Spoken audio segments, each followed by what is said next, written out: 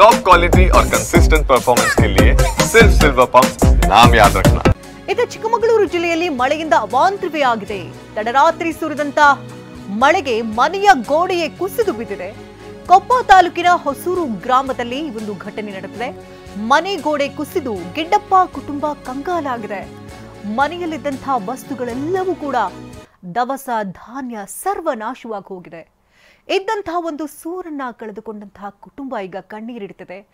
ಮಳೆಯ ರಣಾರ್ಭಟದಿಂದಾಗಿ ಏಕಾಏಕಿ ಮನೆ ಗೋಡೆ ಕುಸಿದ ಪರಿಣಾಮವಾಗಿ ಮನೆಯಲ್ಲಿದ್ದಂತಹ ವಸ್ತುಗಳೆಲ್ಲವೂ ಕೂಡ ಸರ್ವನಾಶವಾಗಿದೆ.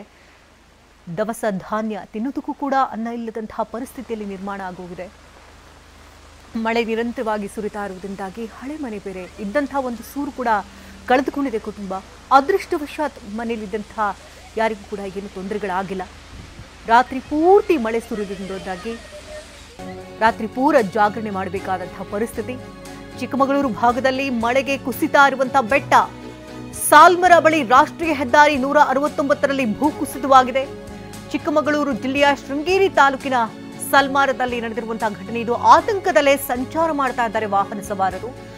ಸೊಲ್ಲಾಪುರ ಮಂಗಳೂರು ರಾಷ್ಟ್ರೀಯ ಹೆದ್ದಾರಿಯಲ್ಲಿ ಏಕಾಏಕಿ ಗುಡ್ಡ ಕುಸಿತ ಆಗ್ತಾ ಇರುವುದರಿಂದಾಗಿ ಚಾಲಕರಿಗೆ ಆತಂಕ ಶುರುವಾಗಿದೆ. ಭಾರಿ ವಾಹನಗಳ ಸಂಚಾರಕ್ಕೆ ಜಿಲ್ಲಾಡಳಿತ ಮುನ್ನೆಚ್ಚರಿಕಾ ಕ್ರಮವಾಗಿ ನಿರ್ಬಂಧವನ್ನ ಹೇರಿದೆ. ಇನ್ನು ದೃಶ್ಯಗಳಲ್ಲಿ ನೋಡ್ತಾ ಇದ್ದೀರಿ, ಸಾಲ್ಮರ ಬಳಿಯ ರಾಷ್ಟ್ರೀಯ ಹೆದ್ದಾರಿ 169ರಲ್ಲಿ ಏಕಾಏಕಿ ಗುಡ್ಡ ಕುಸಿದಂತಹ ದೃಶ್ಯಗಳಿದು. ಹಾಗಾಗಿ ಆ ಭಾಗದಲ್ಲಿ ಅಂದರೆ ಶೃಂಗೇರಿ ತಾಲೂಕಿನ ಸಾಲ್ಮರ ಭಾಗದಲ್ಲಿ ಯಾರೆಲ್ಲ ತೆರಳುತ್ತಾರೋ ಅಂದರೆ ಸೊಲ್ಲಾಪುರ ಮಂಗಳೂರು ರಾಷ್ಟ್ರೀಯ ಹೆದ್ದಾರಿಯಲ್ಲಿ ತೆರಳ್ತಾರೋ ಅಂಥವರಿಗೆ ಆತಂಕ ಶುರುವಾಗಿದೆ. ಯಾವ ಕ್ಷಣದಲ್ಲಿ ಏನಾಗುತ್ತೋ, ಎಲ್ಲಿ ವಾಹನಗಳ ಮೇಲೆ ಏಕಾಏಕಿ ಗುಡ್ಡ ಕುಸಿತವಾಗುತ್ತೋ ಅನ್ನುವಂಥ ಆತಂಕ ಶುರುವಾಗಿದೆ. ಹಾಗಾಗಿ ಜೀವ ಭಯದಲ್ಲೇ ವಾಹನ ಸವಾರರು ವಾಹನವನ್ನು ಚಲಾಯಿಸ್ತಾ ಇದ್ದಾರೆ. ಇನ್ನು ಮತ್ತೊಂದು ಬದಿಯಲ್ಲಿ ಹೊಸೂರು ಅಂದರೆ ಚಿಕ್ಕಮಗಳೂರಿನಲ್ಲಿರುವಂತಹ ಹೊಸೂರಿನಲ್ಲಿ ಮನೆಯ ಗೋಡೆ ಏಕಾಏಕಿ ಕುಸಿದು ಬಿದ್ದಿದೆ.